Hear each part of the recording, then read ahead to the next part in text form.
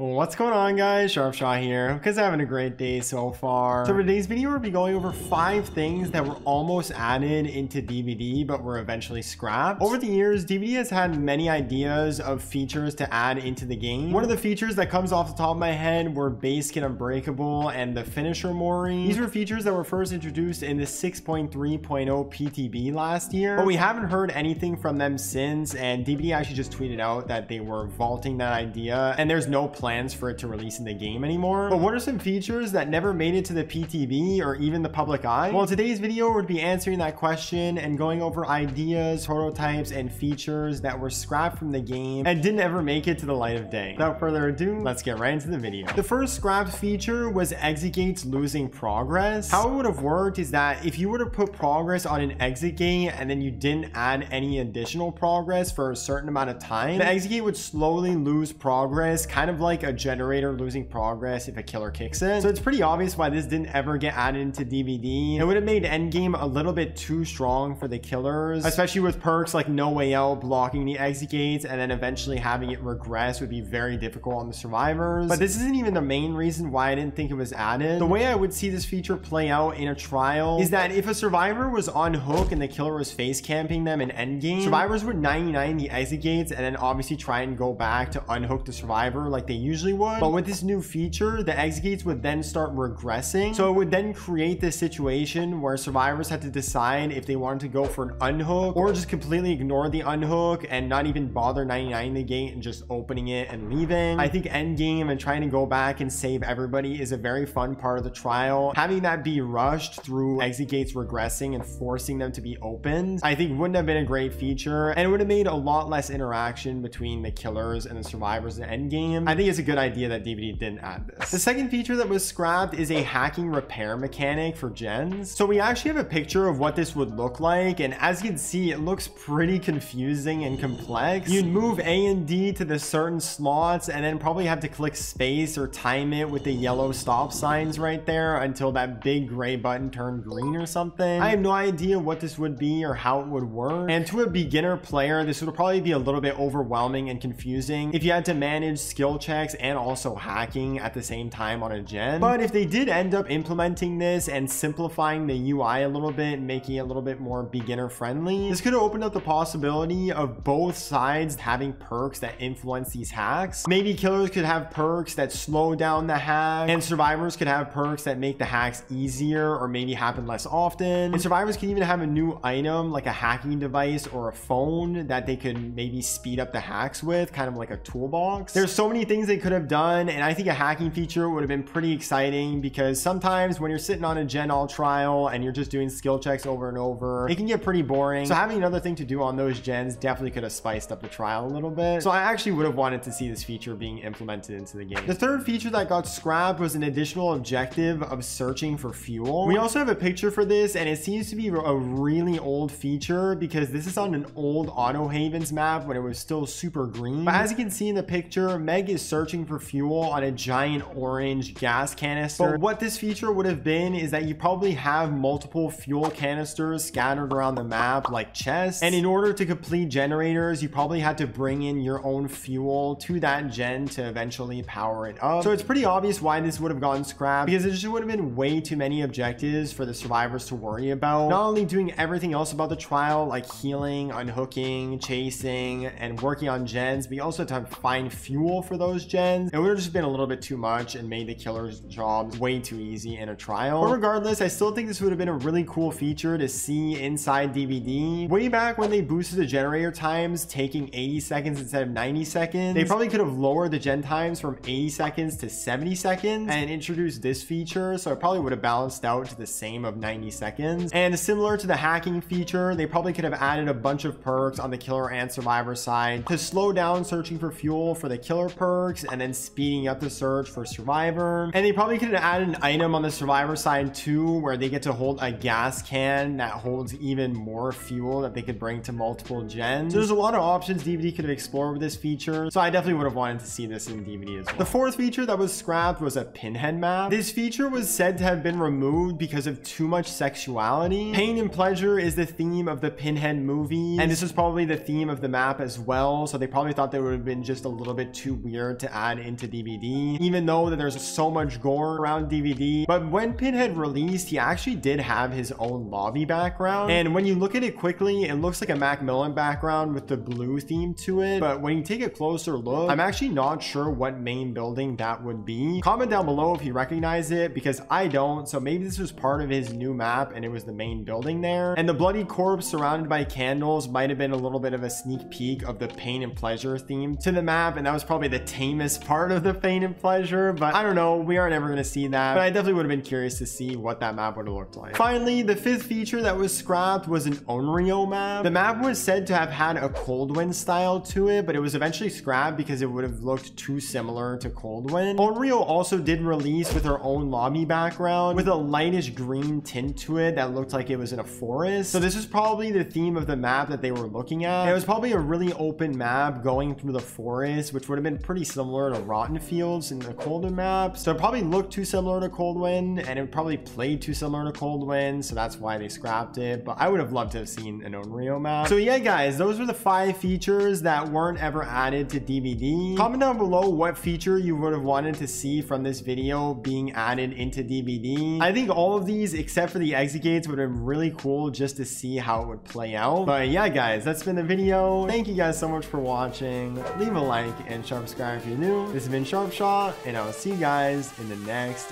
video.